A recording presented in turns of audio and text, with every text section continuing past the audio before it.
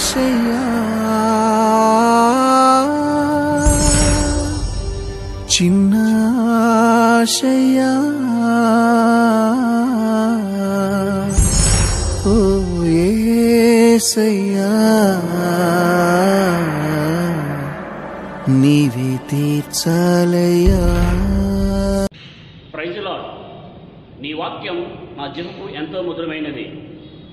ఆది యందు వాక్యం ఉండను, వాక్యం దేవుని యందు ఉండను, వాక్యమే దేవుడి ఉండను అందరికీ తెలుసు. కానీ వాక్యాన్ని ఎంతమంది పఠిస్తున్నారనేది నేను అడుగుతున్న ప్రశ్న. ఎందుకు అంటే నేను యేసే నమ్మకం కాడ నుంచి చాలామందిని అడుగుతున్నాను, బైబిల్ చదవని. లేదు అని సమాధానం చెప్తున్నారు. కానీ క్యాలెండర్లో వాక్యాన్ని చదువుకొని బయటికి వెళ్ళిపోతున్నారంట. అంటే క్యాలెండర్ క్రైస్తవులుగా చాలామంది మారిపోయారు. ఈ మధ్య వాట్సాప్ క్రైస్తవులుగా మారిపోయారు. ఎందుకు ఈ ప్రశ్న అడుగుతున్నానంటే, నువ్వు బైబిల్ చదవని మొన్న ఒకతను అడిగాను. ఆయన వాట్సాప్ కొన్ని పోస్ట్ చేశాడు.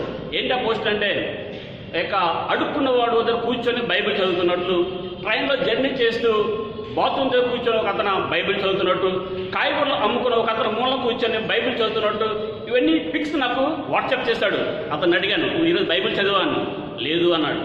నాకు ఎందుకు పోస్ట్ చేస్తావు అడిగాను. అంటే బైబిల్కి నా యొక్క సారాంశం కానీ, దాని యొక్క పట్టు కానీ, దాని యొక్క బలం కానీ తెలుసుకోకుండా నువ్వు పోస్ట్ చేయకు. అది నువ్వు రుచి చూసినట్లయితే దాన్ని వదలబుద్దేదు.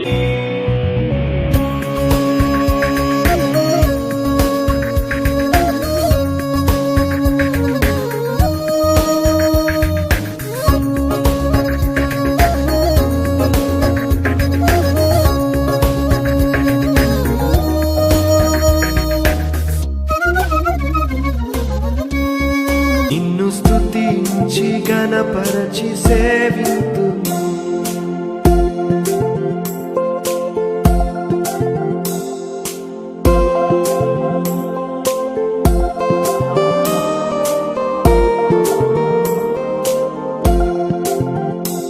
అవును, ఈ వాక్యాన్ని నువ్వు ధ్యానించినట్లయితే, లోతుగా ధ్యానించినట్లయితే నీ జీవితకాలం చాలదు.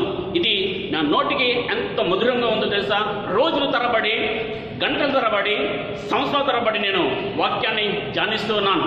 అది ఎంతో మధురంగా ఉంది. అవును, నువ్వు క్రైస్తవుడిగా పిలబడుతున్నప్పటికీ నువ్వు వాక్యాన్ని, నువ్వు బైబిల్ని చదవకపోతే నువ్వు క్రైస్తవుడిగా మారడం అనేది వ్యర్థం, వేస్ట్. ఎందుకంటే వాక్యమైన యేసేను నువ్వు ప్రేమించలేకపోతే యేసే నువ్వు ప్రేమించలేవు. సో నువ్వు క్యాలెండర్ క్రైస్తవుడువా, వాట్సాప్ క్రైస్తవుడువా, లేదా యేసయ్య ఇష్టపడే క్రైస్తవుడువా?